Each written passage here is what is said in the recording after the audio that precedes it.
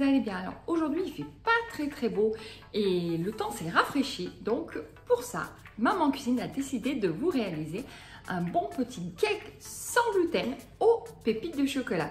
Vous allez voir, il est trop bon. Et bien allez, c'est parti pour la préparation. Et voici la liste des ingrédients que vous aurez besoin pour réaliser votre cake sans gluten. Donc 90 g de sucre complet. Donc c'est vraiment un sucre qui est très bon pour la santé. Mais si vous n'en avez pas ou vous n'en trouvez pas, vous pouvez remplacer par du sucre semoule ou du sucre de canne. Ensuite, 75 g de farine sans gluten de la marque Choix. C'est un spécial pâtisserie. Ensuite, 75 g de farine de riz blanc. 4 œufs. 50 g de poudre d'amande. 100 g de chocolat sans gluten que j'ai coupé grossièrement, 4 cuillères à soupe d'huile de colza, mais vous pouvez remplacer par l'huile de noisette si vous préférez, et pour finir, un sachet de beurre chimique. Et bien allez, vous allez voir, préparation faite en moins de 2 minutes. C'est parti, à tout de suite. Donc une chose importante, toujours préchauffer son four. Donc moi je l'ai préchauffé à 170 degrés. Ensuite, je vais légèrement grossir pour vous faire voir. Ici, vous avez une petite barre d'attache. Alors, pour tous ceux qui utilisent le robot mais qui n'ont pas vu ma vidéo quand je faisais le test sur le Fagor Connect, c'était une de mes premières vidéos que j'ai réalisées, et bien tout simplement, cette petite barre, c'est pour réaliser vos propres recettes que vous voulez faire maison. Par exemple, vous avez une recette qui tient à cœur de votre grand-mère ou votre maman, par exemple un cake à l'orange ou un cake au citron, qui n'est pas spécialement en plus intégré au Fagor, et bien vous appuyez tout simplement dessus. Et là, vous avez, pour petit rappel, les degrés, si jamais vous voulez faire cuire ou fondre du chocolat, des choses comme ça, ou du beurre. Ensuite, vous avez la vitesse de la lame ou du fouet papillon que vous pouvez utiliser. Et bien sûr, ici, vous avez la minuterie. Donc, vous pouvez voir, il y a marqué tartinade de chorizo. Ne vous inquiétez pas, c'est la recette qui reste en mémoire, que vous aurez faite il y a peut-être quelques jours ou quelques semaines de ça. Il y a quelques jours, j'avais fait une rillette de chorizo pour des amis, donc ça restait en mémoire. Mais ça, pas d'inquiétude. Allez, c'est parti.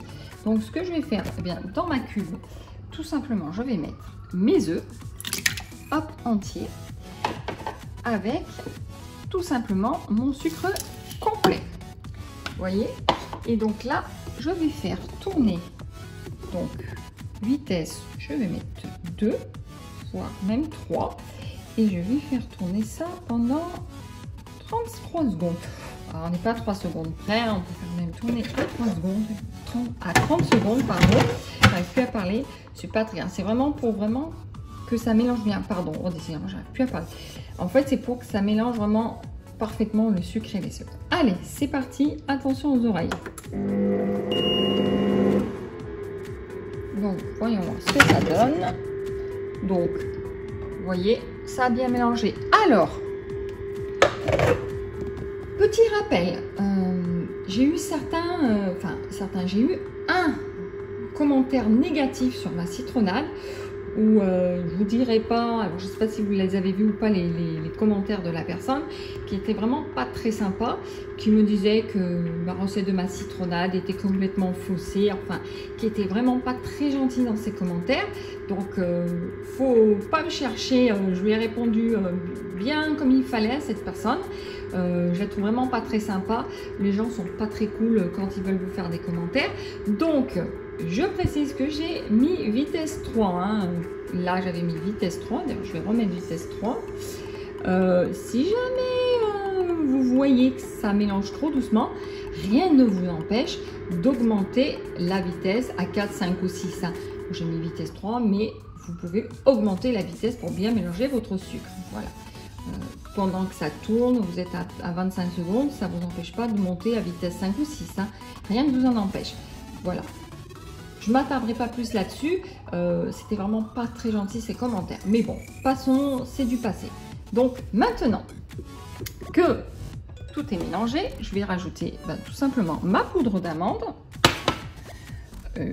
Je continue par la farine Choix, la farine de riz. Vous voyez, je mets tout dedans. Et ensuite, je mets ma levure chimique. Hop. Toujours pareil, je ferme. Et bien sûr, j'ai mis vitesse 3. Donc, hop. Là, je vais mettre un peu plus. Je vais mettre près une cinquantaine de secondes. Voilà. Donc, vitesse 3, 50 secondes. Si jamais ça mélange tout doucement, ça ne vous empêche pas de légèrement augmenter la vitesse progressivement tout au long voilà, des secondes ou de la minute qui défile. Ok? Et bien allez, c'est parti. Bien sûr, j'ai pas encore mis l'huile et je n'ai pas mis le chocolat puisque l'huile, je la mettrai dans les 20 dernières secondes. D'accord? Allez, vous allez voir, c'est parti. Donc, maintenant, je vais tout simplement ajouter l'huile, alors attention, dans l'orifice. Voici. Vous pouvez voir, mais je pense qu'on ne voit rien du tout. Et là, vous voyez, comme je vous ai dit, ça n'empêche pas d'augmenter la vitesse. Voilà, pour bien, en fait, augmenter la vitesse, tout simplement, pour pouvoir bien mélanger l'huile. Donc, on va voir ce que ça a donné. Vous voyez, c'est pas mal. Donc, il n'y a aucun gros mot, il n'y a vraiment rien du tout. Hop. Donc là, je vais finir par ajouter eh bien, mes pépites de chocolat. Vous voyez. Donc, toujours pareil. Je mets le couvercle et là, rebelote. Je vais mettre vitesse 5 pendant 10 secondes. Allez, on va mettre même 15 secondes. Voici. Et je baisserai progressivement pour justement pas que ça hache mon chocolat. Je voudrais qu'il reste quand même en entier. Allez, c'est parti.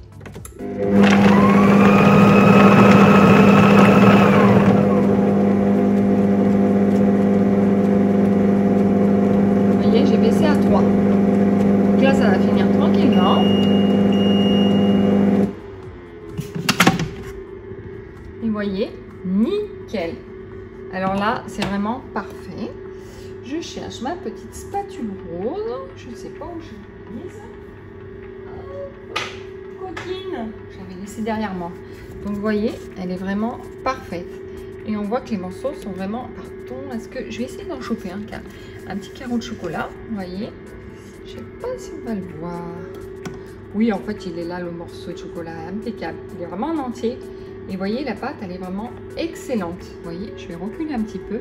Non, elle est vraiment parfaite. Et les morceaux de chocolat sont vraiment en entier. Donc, vous avez vu, j'ai fait ce que je vous ai dit, hein, en moins de 2 minutes. Je ne vous ai pas menti. Allez, maintenant, je vais la débarrasser, la mettre dans un moule ou beurré ou avec du papier sulfurisé. Mais je pense que je vais préférer le papier sulfurisé parce que ça évitera de salir un moule et au moins avec le papier sulfurisé, c'est plus sympa. Allez, c'est parti. Et bien, voici ce que ça donne. Donc, au niveau de mon cake, vous voyez, vous pouvez avoir sur une petite cuillère. Donc, vraiment, la pâte, elle est vraiment merveilleuse. Regardez-moi ces morceaux de pépites de chocolat. Vous voyez, ils sont vraiment en entier. Donc, c'est vraiment impeccable. Je vais goûter ma pâte à gâteau pour voir. Elle est vraiment super bonne. Puis il est vraiment excellent. Hein. Vraiment parfait. Bon, ben allez maintenant. Et ben mon petit cake, je vais aller faire un petit tour au four. Donc, j'ai oublié de vous dire, donc 170 degrés enfourné pendant 35 minutes. Donc, je vais vérifier, je dis 35 minutes, mais des fois au bout de 30 ou 25 minutes c'est cuit. Donc, à vérifier la cuisson. Si jamais il manque, vous augmentez de 5 minutes, vous passez à 40 minutes, mais toujours vérifier la cuisson avec la lame de couteau. Quand elle ressort sèche, je vous apprends rien, c'est que le gâteau est cuit. Allez, mon pépère, je vais faire un tour au four.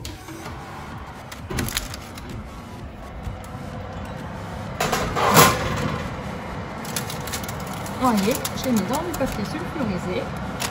Hop! Et moi, ben, je vous dis tout simplement à tout à l'heure. Pendant ce temps, je jouais à Mario sur ma Switch. Et oui, je suis une grande enfant. À tout à l'heure. Je viens de sortir mon gâteau du four un instant. Donc, eh bien, il est impeccable. Regardez-moi ça cuit les bouts en dessous. Il est parfait. Vraiment trop bon. Et bien, je vais le laisser légèrement refroidi. Et puis, on s'en coupera une tranche. Et après, on le goûtera. À tout à l'heure. Ça y est, mon cake sans gluten aux pépites de chocolat est cuit. Et en plus, il sent super bon. Alors, je vais vous faire voir une petite tranche correctement. Donc, j'en ai coupé quelques-unes, vous voyez. Regardez ça, bien fondant. Alors, ce que je vais faire, voyez, regardez. Je ne sais pas si on voit bien la caméra. Attendez, hop, que je ne laisse pas tout tomber. Vous voyez, il est vraiment trop bon. En plus, il y a plein de bonnes choses. Donc, je vais goûter une petite tranche. Je pose mon gâteau. Regardez ça. Il sent trop bon. Regardez l'intérieur. Ça vous donne pas envie? Et ben moi je vais le goûter pour vous. Oh, il est un peu chaud, mais alors le chocolat fondant en bouche, c'est trop bon. Non, il est vraiment excellent, succulent.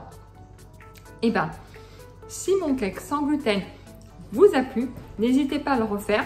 En tout cas, je vous dis à très bientôt pour un prochain gâteau, peut-être avec gluten. Cette fois-ci, on fera peut-être un fondant au chocolat ou autre chose.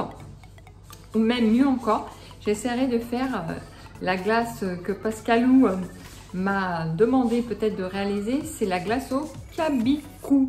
C'est une glace au fromage de chèvre. Donc, pourquoi pas tester ça la prochaine fois. Ça se marie bien en plus avec une bonne petite salade. On verra en tout cas. Écoutez, je vous fais plein de gros bisous. Et puis à très bientôt sur Maman Cuisine. Bye bye.